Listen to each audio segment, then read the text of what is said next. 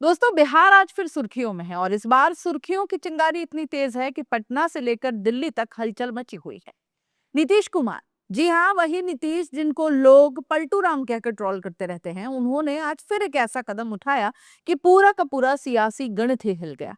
उन्होंने राजभवन जाकर राज्यपाल को इस्तीफा सौंप दिया है, लेकिन असली कहानी इस्तीफे तक सीमित नहीं है। असली मसाला तो इसके बाद शुरू होता है, क्योंकि जैसे ही इस्तीफा हुआ, एनडीए के अंदर की दरारें भी साफ दिखाई देने लगी। जीतन राम मांझी एनडीए के वो सहयोगी जो हर सरकारी मौसम में नाराजगी के बादल बन जाते हैं, फिर से आग बबूला हो गए हैं। और फिर शुरू हुई बिहार की वो पुरानी कहानी, किसे कितनी कुर्सी मिलेगी। सुबह सब कुछ नॉर्मल लग रहा था, लेकिन दोपहर होते होते न जाने क्या हुआ। खबर आई कि नीतीश कुमार अचानक राजभवन पहुंच गए हैं और राज्यपाल को चौंकाने वाली चिट्ठी पकड़ा दी है, मैं इस्तीफा देता हूं।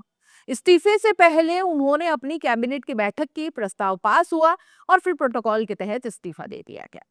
अब अगला चरण नई सरकार का गठन। खबरें कहती हैं कि 19 या 20 तारीख को नई सरकार शपथ लेगी।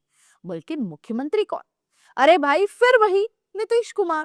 क्योंकि बिहार में सत्ता की कुर्सी पर सबसे ज्यादा बार अगर कोई बैठा है तो वो है नीतीश बाबू। और इसी बीच बिहार की राजनीति का ड्रामा किंग कहें या किंग मेकर, जीतन राम मांझी फिर मीडिया के सामने प्रकट हुए और कहा, 46 साल की राजनीतिक जीवन में मैंने कभी मंत्री पद नहीं मांगा, लेकिन इस बार दिल में गहरी कसक है। किस बात की कसक? ये पूछो तो जवाब है कि नहीं बताऊंगा। अब भाई, जब मंत्रिमंडल बन रहा है, भीतर खाने पोस्टिंग बट रही है, केंद्रीय नेता फोन पर फोन कर रहे हैं और ऐसे में मांझी कह रहे हैं कि दिल में कसक है, पर वजह नहीं बताऊंगा, तो समझ जाइए कहानी बहुत ज्यादा गहरी है। 2020 में बीजेपी, ओह माफ कीजिए, बीजेपी नंबर 1 पार्टी बनी थी।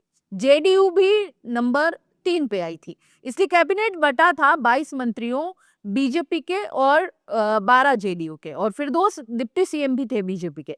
लेकिन इस बार दोनों पार्टियां बराबरी पर हैं। बीजेपी के पास 89 सीट्स हैं, जेडीयू के पास 85 सीट्स हैं और सिर्फ 4 सीट का फर्क है। यही वजह है कि अब 50-50 फॉर्मूला की चर्चा सबसे तेज हो रही है। मतलब ये कि जितने मंत्री जेडीयू के होंगे उतने ही बीजेपी के। अब सोचिए, जेडीयू और बीजेपी अपना अपना हिस्सा समेट लेगी। इसके बाद आएगा तीसरा नंबर, चिराग पासवान, उपेंद्र कुशवाहा, जीतन राम मांझी।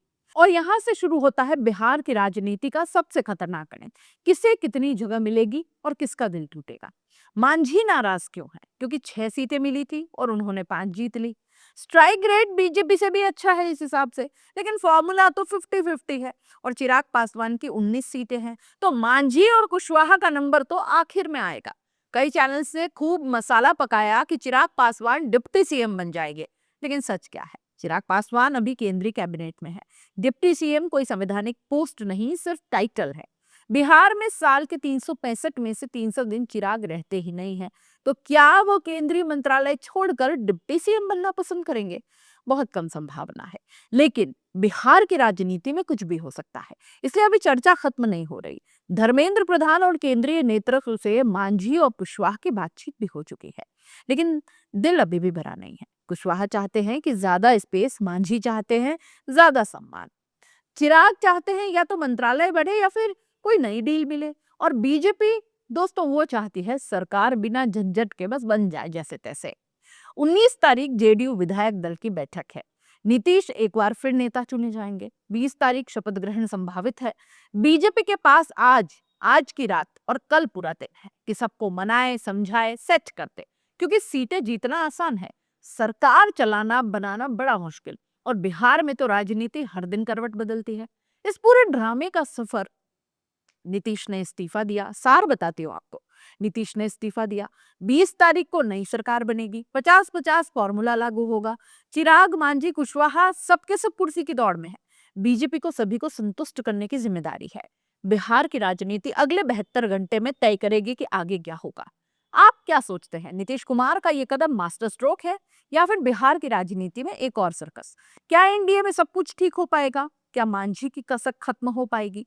क्या चिराग पासवान वाकई पावर में आएंगे? कमेंट में बताना मत भूलिएगा। नमस्कार।